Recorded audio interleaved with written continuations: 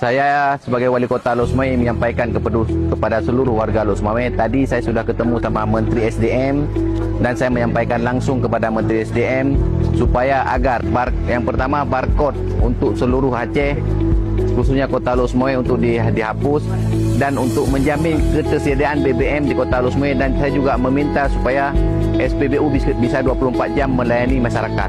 Dan alhamdulillah Menteri SDM mengabulkan permintaan kita, sehingga untuk Los Sumawe hari ini tidak berlaku lagi barcode dan SPBU buka 24 jam, ketersediaan BBM terjamin.